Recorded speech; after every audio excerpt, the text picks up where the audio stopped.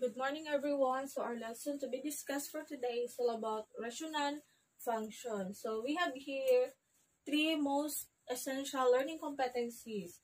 So first is determines the intercepts, zeros, and asymptotes of rational functions. So at the end of our discussion, you will be able to determine the intercepts, so the x and y intercept, zeros, and asymptotes. So, vertical and horizontal asymptotes of rational functions. So, number 2 represents rational function through table of values in graph. So, at the end of our discussion, you will be able to represent rational function through table of values and show sa graphing. So, number 3 finds the domain and range of rational functions. So, from the given data, you will be able to identify or find the possible values sa domain and possible values sa range. So, example 1. So, f of x equals 1 over x plus 1. So, find letter A, x-intercept. So, maunita na nato ang isolve. First is x-intercept. Next is y-intercept. Next is 0. Next, vertical asymptote. Next, horizontal asymptote. Next, table of values. Next, i-graph. Next, find ang domain. Then, find ang range. So, medyo taas-taas siya na solution. Pero isa lang ang given. So, first is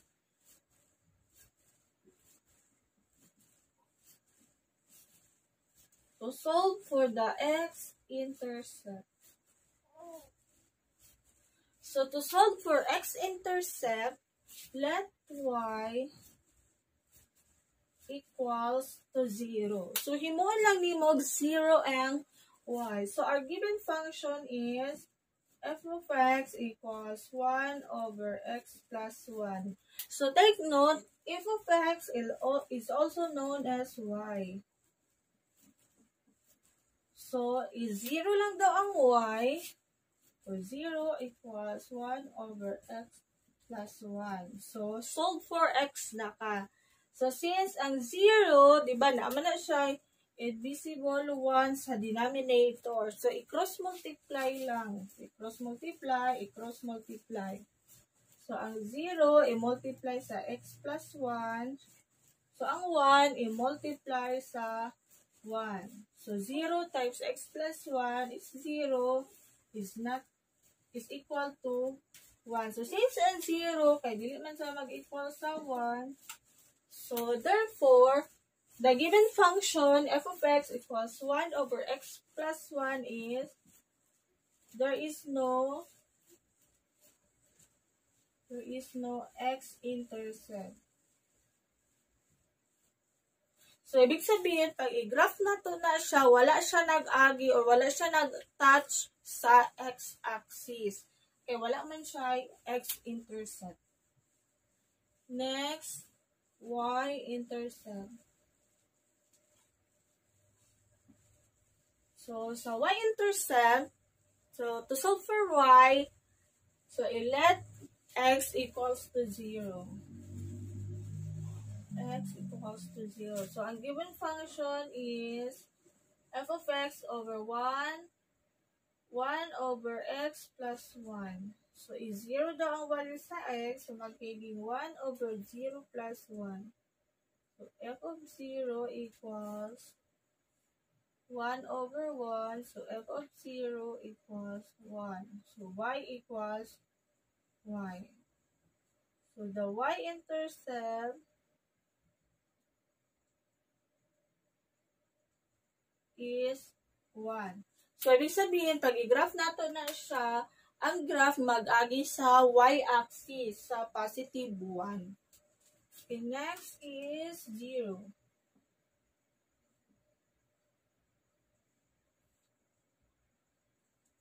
Okay, to solve for 0, so, mangita ka o possible values sa variable sa numerator na mag-equal og 0 ang function. Para mag-equal og 0 ang function. So, since ang function nato is So find possible value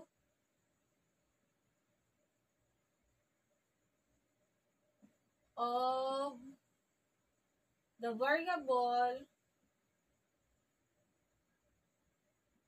in the numerator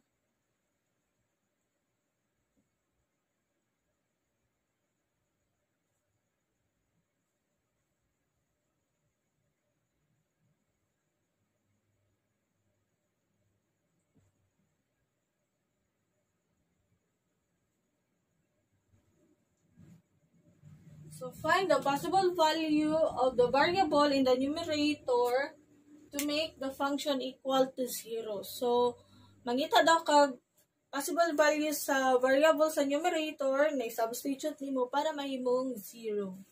So, since ang function nato is f of x equals 1 over x plus 1, so since ang numerator kay wala may variable, so therefore, wala siya 0. There is no 0.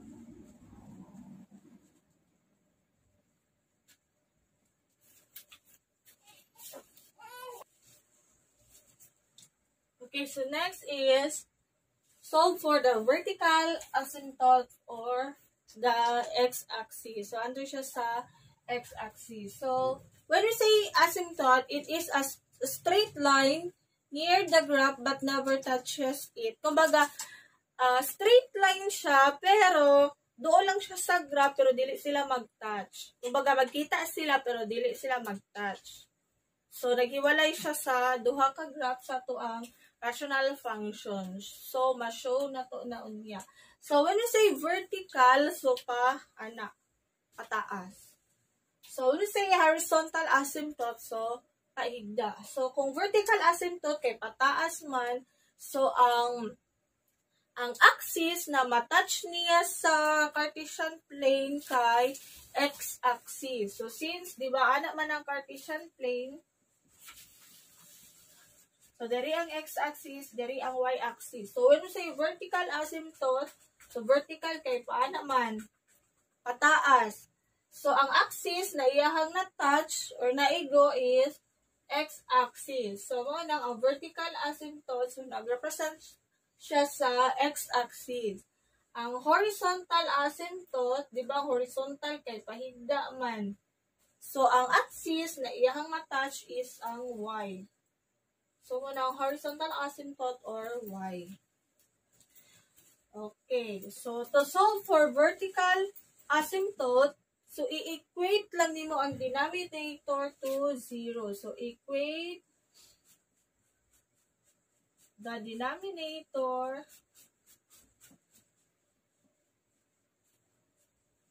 to 0. So, since ang denominator sa itong function kay x plus 1 man, so, x plus 1. I-equate lang daw nato na siya sa 0. So, x plus 1 equals to 0. Then, solve for x. So, x equals, ibalihin ang positive 1 sa right, magiging negative 1. So, our vertical asymptote is negative 1. Okay, next, solve for horizontal asymptote. So, to solve for horizontal asymptote, so, mas taas-taas iyahang process. Okay, so, to identify or find the horizontal asymptote, so, let n is the highest exponent sa numerator, m is the highest exponent sa denominator, katong exponent sa variable. So, kung ang exponent sa numerator mas gamay compare sa exponent sa denominator, so y equals 0. So, the horizontal asymptote, automatic 0. So, wala na kayo i-solve. Kaya 0 na iyahang horizontal asymptote. Pero, kung ang exponent sa numerator is equal to exponent sa denominator, so, mo niya ang formula. Y equals a over b. So, ang a mo ning leading coefficient sa numerator, i-divide sa leading coefficient sa denominator. So, kung ang n, ang exponent sa numerator, mas dako compare sa exponent sa denominator, therefore, there is no horizontal asymptote but a slant asymptote. So, kung ang n is greater than m, wala siya horizontal asymptote but a slant. So, slant asymptote. So, since mag-focus lang to sa vertical o horizontal, so, wala tayo slant na i-discuss. Okay, so our given is f of x equals 1 over x plus 1. So, n kay ang numerator man, m is denominator. So, exponent sa numerator. So, since ang numerator kay wala man siya variable, so ang exponent is 0. Ang denominator kay na siya variable, di ba? So na-x diri, so ang exponent sa denominator, ang variable sa denominator is 1. So ang n sa numerator kay 0, ang m sa denominator kay 1. So nganong 0 man, since ang numerator kay wala may variable, so 0. Ang denominator na ay variable with an exponent of 1. So since n is less than m, so mas gamay man ang 0 compare sa 1, so automatic y equals 0. So wala na kay insolve. So ang horizontal asymptote is 0 na siya. Okay, next is the table of values.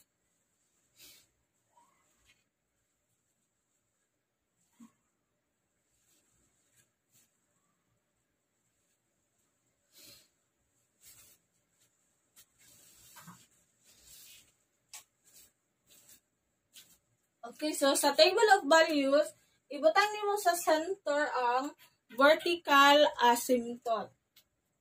So, ang vertical asymptote nato is negative 1 man. Then, find the possible value sa right o sa left. So, since ang sunod sa negative 1 sa Cartesian plane or sa number line, napadulong diri sa right is 0 man. Then, 1, 2, until positive infinite. So, pero tatlo lang sa right. Ako ang gikuha ha. So, diri negative 2, negative 3, negative 4. So, until negative infinite po na siya dira. Okay, then, ang given na values, ato ang i-substitute diri sa function. So, ang given function is f of x equals 1 over x plus 1. So, ang function kung negative 4, so magiging 1 over negative 4 plus 1. So, 1 over negative 3. Or negative 1/3. So, negative 1/3. Or kung i-decimal, negative 0.33. Okay, next, negative 3. O, ilistan lang po na nimo og negative 3. So, diri, negative 2. So, negative, i-decimal na lang ha, 0.5. So, pag negative 2, so the answer is negative 1. So, pag 0, so 0 plus 1, so the answer is 1. So, pag 1, so the answer is 1/2 or 0.5. So, pag 2, so the answer is 1/3 or 0.33. Okay, so next is, ang i-plot na nato siya sa ato ang graph. So, before nato i-plot ang ordered pair sa ato ang graph, so, i-identify muna natin sa graph kung saan ang vertical asymptote and horizontal asymptote. So, since ang na-solve na to kaganina, ato ang vertical asymptote is negative 1. So, ano say vertical, so pa taas. So, negative 1. So, x equals negative 1. So, since diri man ang negative 1, so, kani. Mao na ito ang vertical asymptote. So, itong horizontal asymptote, y equals 0. So, ano si horizontal pa? Higda. So, sa 0 daw siya. So, since mao man ang 0, so, diri. So, mao na ito ang horizontal asymptote. So, since na-plot na nato ato ang asymptotes, so, i-plot na nato ang ordered pair sa to ang table. So, negative 4 and negative 0.33. So, possible, diri lang na banda. So, negative 4 and negative 0.33. Okay, next, negative 3 and negative 0.5. So, kalahati. O, dira. So, negative 3 and negative 0.5. Okay, next, negative 2 and negative 1. Negative 2 and negative 1. So, negative 2, negative 1. So, kung mag-solve pa ta sa ito ang table until negative 1.1, so, possible, ang value ana, so, pag imuha na siyang i-connect, so, pag napakay value dira, negative 1.1, so, ang answer, dira ara. Kumbaga, magduo lang siya sa ato ang vertical asymptote pero dili jud na siya mag-touch. So kung i-extend pa nato ato ang solving diri sa table hangtod negative infinite, ang graph mag-extend ko na dito hangtod negative infinite. Okay, next ang isa 0, 1. So 0 and positive 1. So 0, 1.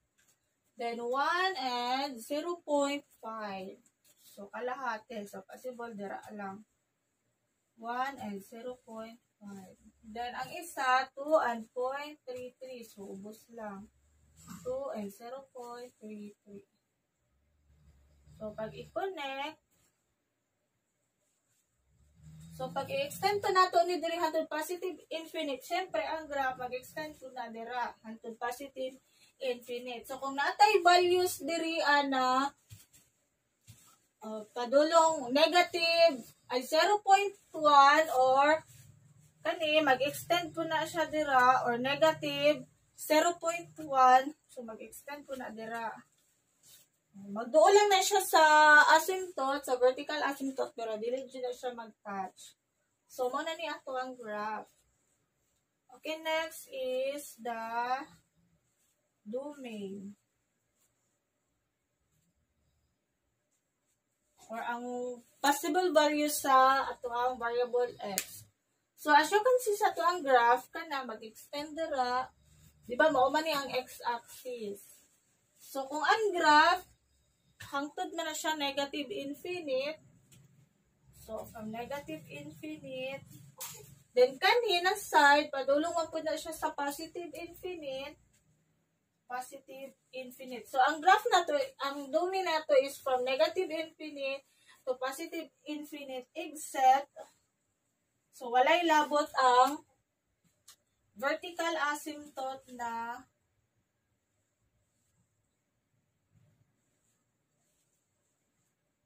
walay labot ang vertical asymptote na negative 1. So, since ang ato ang graph, wala man siya nag-agi sa negative 1, so wala siya labot. So, ang possible value sa ito ang domain sa graph is from negative infinite to positive infinite except negative 1. Kaya dili man dyan na ma-value ang negative 1 sa ato ang given na function. So, ato ang range or ang value sa variable y, so kanina po, mo man yung y-axis. So, kani, di ba, padulong man na siya sa infinite, na negative infinite kay na may arrowhead ato ang graph, so mag-extend siya. Okay, so ato ang range or possible value sa na matouch ato ang graph sa y-axis, so kana hantod negative infinite man, so from negative infinite, kana, padulong po na sa taas, so positive infinite, except 0. Kaya ito ang horizontal asymptote is 0 man, so wala siya labot. Okay, so let's proceed to example 2. So f of x equals 2x plus 1 over x minus 1. So first is isolve ang x-intercept. So to solve for x-intercept, let y x-intercept.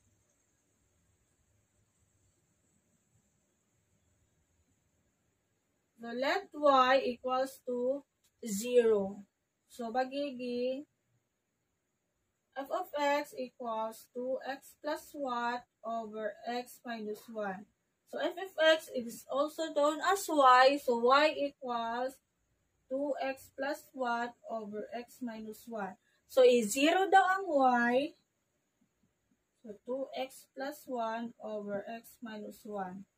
So, since ang 0 na siya invisible 1 sa denominator, so i-cross multiply. So, magiging 0 times x minus 1, then 1 times 2x plus 1.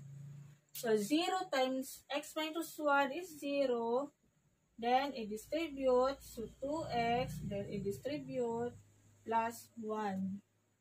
So, ibalhin ang positive 1, so magiging negative 1 equals 2x. I-divide sa 2 para pakuha ang value sa variable. Divide sa 2. So, x equals negative 1/2. So, the x-intercept is negative 1/2. So, pag i-show na ito daw sa graph, ang graph mag-agi sa x-axis sa may negative 1/2. Okay, next is y-intercept. So, sa y-intercept, let x equals to 0. So, y equals 2x plus 1 over x minus 1. So, 0 man ang variable x. So, 2 times 0 plus 1 over 0 minus 1. So, y equals 0 plus 1 over negative 1. So, y equals 1 over negative 1. So, y equals negative 1. So, pag i-show ang graph o niya, mag-agi ato ang graph sa y-axis na negative 1. Okay, next is 0. Okay, so to solve for 0, so mag-isip ka possible value na multiply nimo sa variable x sa numerator na para mahimo siyang 0. So, kung i-solve na, kung i-equate na nimong 2x plus 1 sa 0, then solve for x, so magiging negative 1/2 iyahang possible value. So, same ani o. So, di ba ang numerator kay 2x plus 1, so equate nimo sa 0, so magiging 2x equals negative 1. I-divide sa 2, so, x equals negative 1/2. So, ang negative 1/2, kung i-multiply nimo, kung i-substitute nimo sa variable sa numerator, so, f of negative 1/2 equals 2 times negative 1/2 plus 1 over negative 1/2 minus 1. So, f of negative 1/2 was negative 2 over 2 plus 1 over equals negative 1 plus 1 over negative 1/2 minus 1. So, f of negative 1/2, so magiging 0 na ang numerator. So, equals 0. So, since ang function nag-equal to 0 siya, so our 0 is, so the 0 is negative 1/2. Kay negative 1/2 man ang maka-equal to 0 sa ato ang given na function. Okay, next is to identify the vertical asymptote. So, to solve for vertical asymptote, i-equate lang na to ang denominator sa 0. So, x Since ang denominator kay x minus 1 man, so i-equate sa 0. So x equals positive 1. So our vertical asymptote is positive 1. Okay, next is the horizontal asymptote. So sa horizontal asymptote, i-identify nato ang n and m. N represents sa exponent sa numerator. So since ang exponent sa numerator is 1 man, ang exponent sa denominator is 1, so parehas sila equal. So since nag-equal, n equals m, di ba ang formula ato kay y equals a over b. So a represent for coefficient, di ba mo itong variable. So ang coefficient niya is 2 man. Sa denominator, ang coefficient naman invisible 1. So, 2 divide 1 is 2. So, therefore, y equals 2. So, our horizontal asymptote is positive 2. Okay, next, let's proceed to the table of values. So, sa table of values, ibutang na to sa center ang vertical asymptote. So, since ang vertical asymptote is positive 1, so, dari ang positive 1. Then, find the values sa right o sa left. So, ang sunod sa 1 is, sa number line is 2, 3, 4. So, tatlo lang akong ikuha ha, until positive infinite. Dari so 0, negative 1, negative 2. Pero, until negative infinite po na siya dira. Kaya mag-extend man na sa graph. Mag-extend po diri. Then, i-substitute na ang given values sa ato ang function. So, since ang function nato kay f of x equals 2x plus 1 over x minus 1. So, kung negative 2, so magiging 2 times negative 2 plus 1 over negative 2 minus 1. So, magiging 2 times negative 2 is negative 4 plus 1, so negative 3 over negative 3. So, negative 3 divided by negative 3 is positive. Okay, para sila negative. So, positive 1. So, positive 1 ang answer. Okay, next is negative 1. So, lista na po negative 1. Less than or negative 1. So, 2 times negative 1 is negative 2 plus 1 is negative 1 over negative 2. So, since pareha sila negative, ang result ma-positive. So, positive 1/2 or 0.5. Positive 0.5. Okay, next is 0. So, kung 0 ni diri, 0 po na dira. So, 2 times 0 is 0 plus 1. So, positive 1. So, 0 minus 1 is negative 1. So, 1 divided by negative 1 is negative 1. Okay, next is negative 1. So, next is 2. So, kung 2 ni diri, 2 po ni diri, so 2 times 2 is 4 plus 1 is 5. Over 2 minus 1 is 1. So, 5. 5 divided 1 is 5. Okay, next, 3. So, sa 3 na ta. So, 3 times 2 is 6. Plus 1 is 7. So, diri, 3 na po ni diri. So, 3 minus 1 is 2. So, 7 divided by 2 is 3.5. So, 3.5. Okay, next, last one is 4. So, kung 4 na po na dira, diri ang 4. So, 4 times 2 is 8 plus 1, 9. So, 4 minus 1 is 3. So, 9 divided 3 is 3. So, the answer is 3. So, ana. So, kung mag-extend na siya to positive infinite, syempre, mag-extend po ng answer dere. Kung mag-extend na dere padulong sa negative infinite, so, mag-extend po na siya. So, pero tatlo lang akong gikuha. Okay, next is, atuan na ni siyang i-plot sa graph.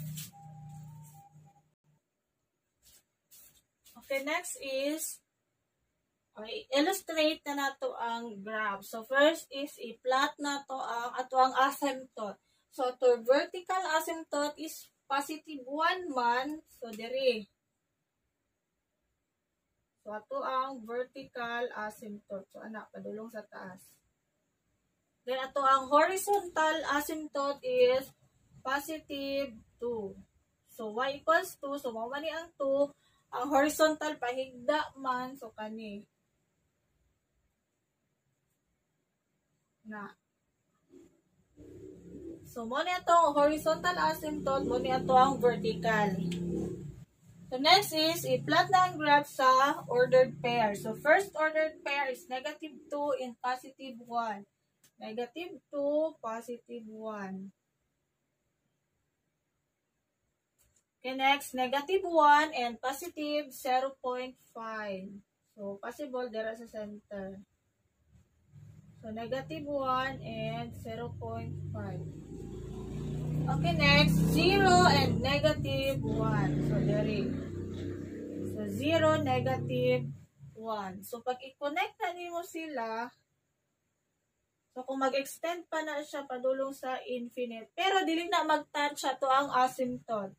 Kani, mag-extend po na siya padulong sa ilalong, pero dili siya mag-touch sa to ang asymptote. Okay, next, there is sa right side, so 2, positive 5. 2, 5.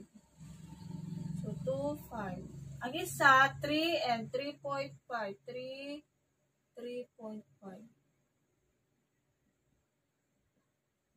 So, ang isa, 4 and positive 3. So, pag i-connect, so, kani, mag-extend to positive infinite, kana, mag-extend po na siya sa taas. Pero, dili mag-touch sa to ang asymptote. So, therefore, mo na niya to ang graph. So, to identify the domain, or ang possible values sa variable x, na maagian diriya sa x-axis, kani, mag-extend ba na siya sa negative infinite, so, tanang value sa x-axis, padulong sa infinite. Kaninang graph, mag-extend mo po na siya sa positive infinite. Siyempre, ang x-axis, mag-extend po na to positive infinite. Except, so, wala na ilabot ang ato ang asymptote. O, saan itong asymptote na to? X equals 1. Except 1. So, our domain is from negative infinite to positive infinite except 1. So, since ato ang graph kay wala man dyan na siya nag-agi diriya sa positive 1. Kumbaga, dili niya magihan ang positive 1. So, wala ito ilabot siya. Wala siya ilabot sa ato ang value sa domain. Next is arrange or possible values sa y. So, kanina graph kay mag-extend mo na siya to negative infinite. Siyempre, ang y-axis, mag-extend po na siya sa negative infinite. From negative infinite, then kanina graph, mag-extend na siya pataas. So, syempre, ang y-axis, mag-extend po na siya sa taas. So, until positive infinite. So, except, so, wala na ilabot ang horizontal asymptote na to na 2 sa to ang graph. Kay since, di ba, ka na mag-extend sa infinite, kani mag-extend sa infinite, pero wala man dyan sila nag-agi. Ang graph na to, wala man dyan nag-agi sa 2. So, wala ilabot ang 2 sa value sa y.